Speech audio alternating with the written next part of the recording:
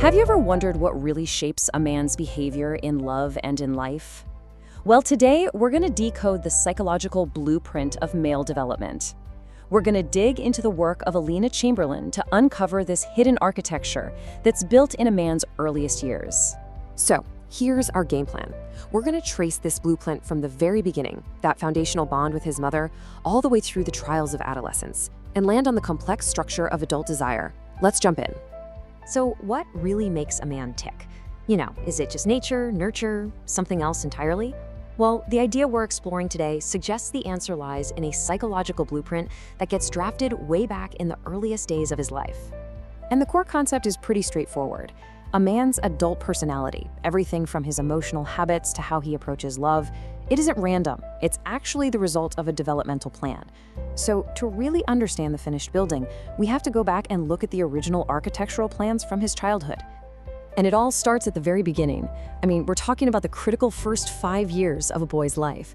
It's here that his relationship with his mother lays the literal foundation for his entire emotional and, even his sexual future.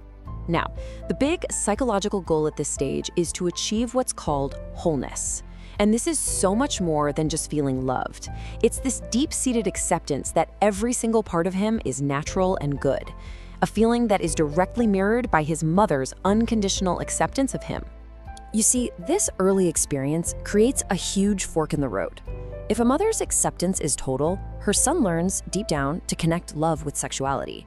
But, and this is key, if she subconsciously signals that part of him is bad or shameful, he can internalize that feeling, leading to an adulthood where sex might become completely detached from any real emotional intimacy. Okay, so as he moves out of the home and into the wider world of school and friendships, he starts to forge what Chamberlain calls his masculine armor. This is basically the unwritten social rulebook for what it means to be a man. And this armor, it's built from a silent code of conduct. Boys don't learn this stuff from explicit lessons. They learn it by watching, by observing and imitating the other men around them. Fathers, teachers, coaches. It's a code that really values stoicism, self-reliance, and responsibility. And that means the quality of these role models is absolutely critical.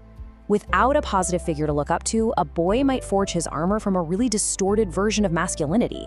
One that's based on aggression or bravado. And that's the difference between armor that gives you real strength and armor that's just masking insecurity. All right, next up is adolescence, and with it comes a biological earthquake. A massive hormonal surge completely reshapes a boy's brain and his priorities, and it puts all that newly forged armor to the test. So somewhere between the ages of about 12 and 16, testosterone just floods his system. But listen, this is not just a physical change, it is a complete psychological rewiring. This hormonal peak triggers intense, totally unfamiliar feelings and desires, and it sets his focus firmly on attraction and his place within his friend group. Right in the middle of this hormonal storm, his peer group becomes this crucial training ground. It's where he learns, or tries to learn, how to navigate attraction in the real world. And the successes and rejections he goes through here can literally build or break the romantic confidence he's going to carry with him for the rest of his life. So all of these hormonal and social changes, they lead to the construction of his adult desire. But this desire doesn't just show up fully formed, no. According to Chamberlain, it's built systematically through 5 distinct stages, and each one relies on the one before it. And this is where Chamberlain offers a really critical modern warning. These stages have to be built on real-world experience. If they get skipped, or even worse, if they're virtualized through things like pornography, the entire developmental structure can become unstable, and that can seriously stunt his ability to form a healthy, real connection with a partner later on.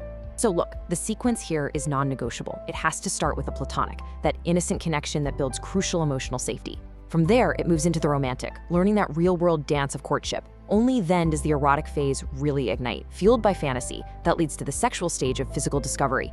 And finally, all of these layers come together in mature desire, where a deep psychological bond sustains a long-term physical rhythm with one partner.